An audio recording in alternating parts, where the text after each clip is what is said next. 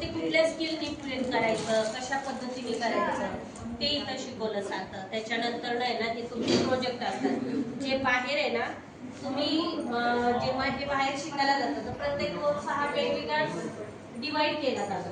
म्हणजे for example की तुला पॅन्ट शर्ट शिकायचं तर फक्त पॅन्ट शर्ट, यांना जर ब्लाऊज शिकायचं तर फक्त ब्लाऊजच शिकायचं, आरी वर्क करायचं तर आरी वर्कच. पण आपल्या इथे ना असं प्लॅन केलेलं आहे की तुम्ही जर उद्या समजा एखादं शॉप टाकणार असाल किंवा एखाद्या डिझायनरची ऑर्डर घेतली, समजा आता ह्याला फोटोग्राफीची आवड आहे आणि त्यांनी जर ऑर्डर घेतली लग्नाची, तर त्यावेळेस त्यांची जी ड्रेपरी आहे ती सिलेक्ट कशी करायची, कोणती थीम ठेवायची, कशा पद्धतीने त्याला डेव्हलप करायचं, हे सगळं तुम्हाला नॉलेज इथं शिकवलं जातं. आणि परत कसं आहे, आपलं जे प्रमाण सर्टिफिकेट आहे आयटीआयचं 1 वर्षाचा कोर्स आहे आणि या 1 वर्षामध्ये तुम्ही इथे 1 वर्षाचं ट्रेनिंग घेतात, परत तुम्ही कंपनीमध्ये सुद्धा जाता ऑन जॉब ट्रेनिंगसाठी.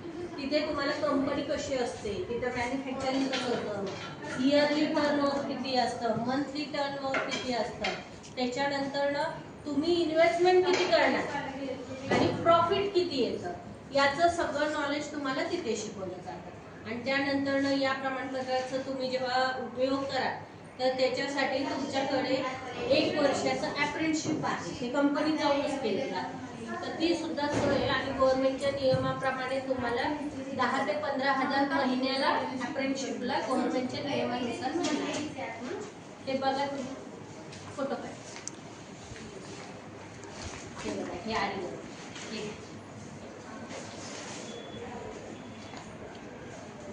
आता गिफ्ट आयटम बघा, तुम्ही दुकानात जाता चॉईस करता, ते सिलेक्टेड असतात, असं काही युनिक काही नसतं. आणि काही काही नाही ना युनिक करण्याची आवड असते, म्हणजे माझं काहीतरी वेगळं असतं. सर या ना एक फोटो काढू, माझं काहीतरी गिफ्ट वेगळं असायला पाहिजे, मी तिथे ते युनिक असायला हवं. तर अशा पद्धतीने ते विद्यार्थी आहेत. फोटो मॅडम इथे, मुलं इकडे या साईडला थोडस इकडे या, इकडे हा तुम्ही या इकडे, म्हणजे तिकडून हे पाहून घ्या.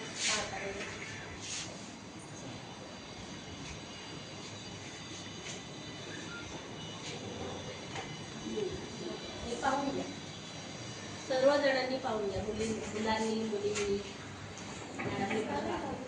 मॅडम त्या पिशवीत पण आरी वर्क हा हे बघा, आता हे ट्रेंड नाही.